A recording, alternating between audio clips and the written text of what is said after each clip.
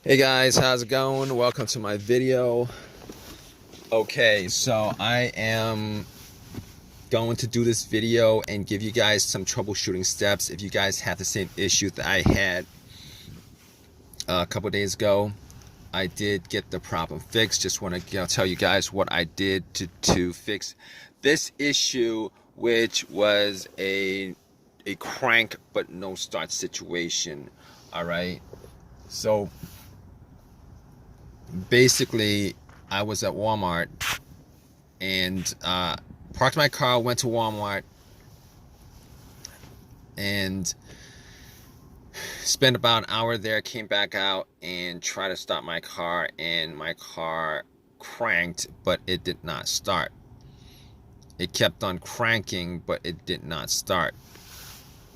So basically, best place to be if I had a situation when I had that situation, considering, if it's something easy to fix, I could probably get a lot of things. But anyway, I cranked it a couple of times. It kept on cranking.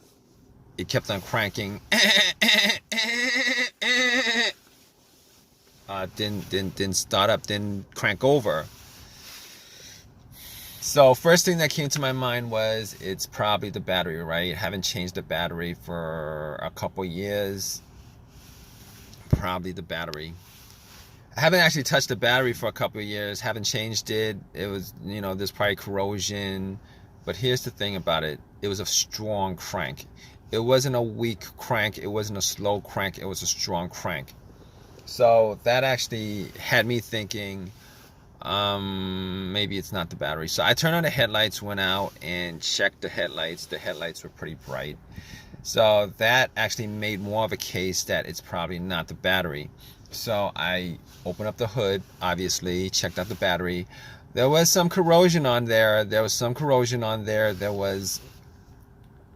some corrosion on the battery.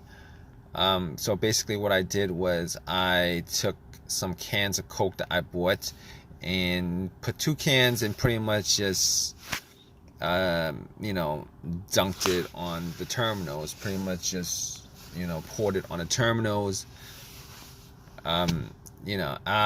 It's kind of messy, it's kind of dirty, it's kind of messy, it's kind of dirty. It's gonna turn syrupy when you guys do that, but it will. Just take some water and rinse it off, guys. That's what I did also. But anyway, it oxidizes, it bubbled up. A lot of the corrosion was taken, came off. And went back to Walmart to get a couple of things. Went back to Walmart to get a wire brush. And pretty much cleaned up the battery terminals.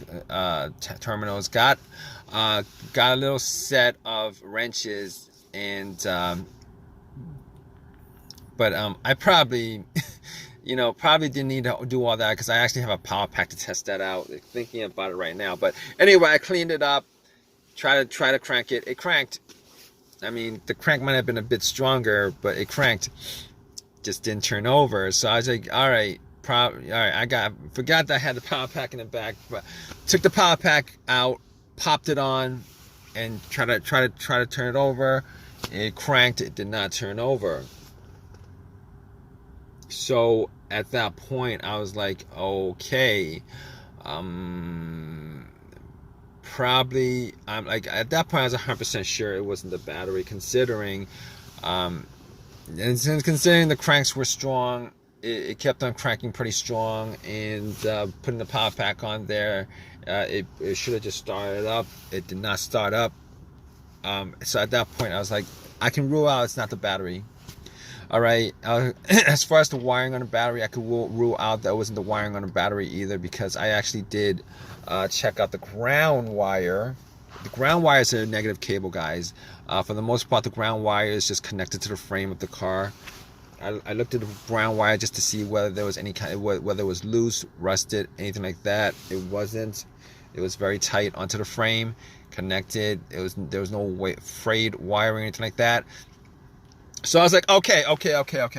Okay, it's not probably not the wiring, probably not this. Okay, so I'm ruling out things at that point. All right, I'm ruling out the battery, I'm ruling out the wiring, and on top of that, I ruled out the alternator. The alternator wasn't really in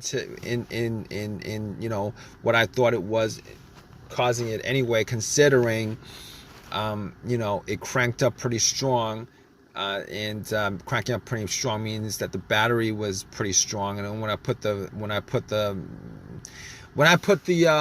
cables on from the power pack, and it didn't start off up, it's not the alternator, guys. You guys think it's not the alternator, it's none of that other stuff, okay? So at that point, I was like, here's the thing. As far as me, if you guys are in this situation, you guys trying to troubleshoot this whole entire thing, trying to rule out certain things.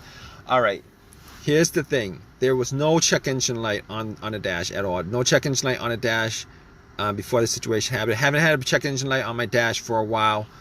Had some other issue, but that was a long time ago. No check engine light on the dash, okay? But I have an OBD2, and I plugged it in.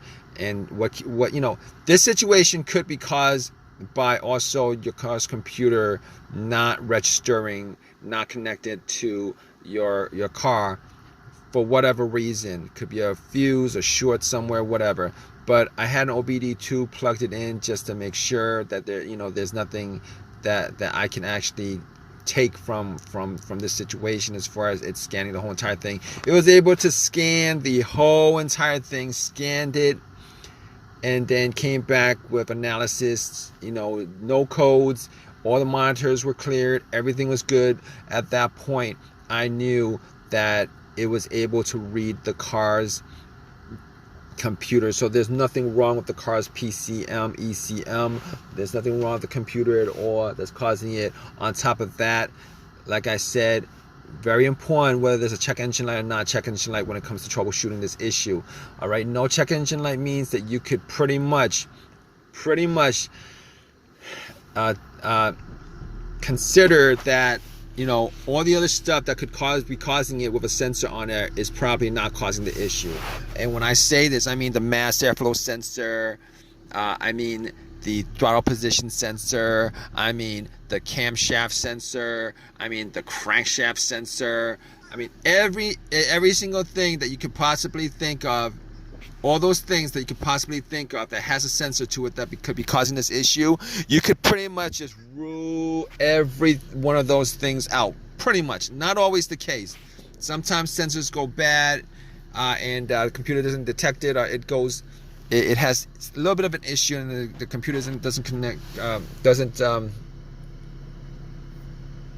detect it. But in this case, ruled all those things out. Camshaft, crankshaft, position sense, throttle position sense. I ruled every one of those things out. So at that point, all right, I'm down to pretty much a couple of things. Fuses, relays, the fuel pump maybe. Okay, it could be a couple other things outside of that. But we're just going to troubleshoot little by little. So I was troubleshooting it little by little. All right, so got to the fuses, got to the relays, and pretty much what I did was could not figure out whether a fuse was blown, did not actually smell any kind of burnt smell from it. So being as I was around at Walmart, went in and got a fuse tester, tested all the fuses. All the fuses were good. All the fuses were good. There was not a single problem with the fuses. And I pretty much came to, it's either one of two things at that point that I could think of. All right, there could be a couple more things, the ignition, etc. But I was down to a couple of things, and I looked at the relay, the fuel pump relay. All right, but before I did that, I was thinking it might be the fuel pump. So I was in my car, and I was trying to figure out whether I could hear hear the fuel pump whizzing, priming. All right, so if you guys don't know how to do this, essentially you would normally need two people to do this. One to listen to the fuel pump priming as the ignition is turned to the on position, not the crank position, because once you get to the crank position, you're going to crank the car up and you're not going to be able to hear it too well. All right, so basically I had, it was just me there, so I was sitting in the car and I turned it onto the on position, trying to hear whether there was a whizzing sound. All right, normally you would want somebody to turn on to the on position while somebody has the gas cap off, and you're listening to hear whether there's a motor sound. I couldn't do that. So I was listening, trying to hear it, and got to, I couldn't detect it at all. I could not detect it at all. Detect the sound at all. So at that point, I was like, oh, okay, all right, we're gonna just swap out some relays. So I looked at the fuel pump relay, and I noticed that there was another relay that was the same. I'm not sure exactly where that relay actually, what component of the car that relay was for. Popped that relay out, popped it in, popped the relays out of the fuel pump, popped that relay out, swapped it. Swapped it. Guess what? It cranked over. Easy fix. Because if it didn't crank over, I would have been sure that it was the fuel pump that was the problem, but it cranked over, guys. So pretty much at that point, I knew it was the relay that what needed to be swapped out. Drove it to an AutoZone, got the relay, and pretty much just swapped the right one back, and threw away the bad relay, popped in a new one, and haven't had any issues since, guys. So if you guys are in this situation and you guys are looking for some troubleshooting tips on stuff like that, okay, just pretty much do what I did as far as troubleshooting each of those components. Hopefully you don't have a weird situation where it's some pretty crappy situation where it's a computer issue and the computer's not connecting to your car, which comes up every once in a while, or maybe even a fuel pump issue where you need to swap out a fuel pump, which is a lot more expensive than a relay. But I hope this has helped you guys out. If you guys like this video, please leave a comment in the comment section. Please subscribe. Please give me a thumbs up. Thanks. All right, guys, take care.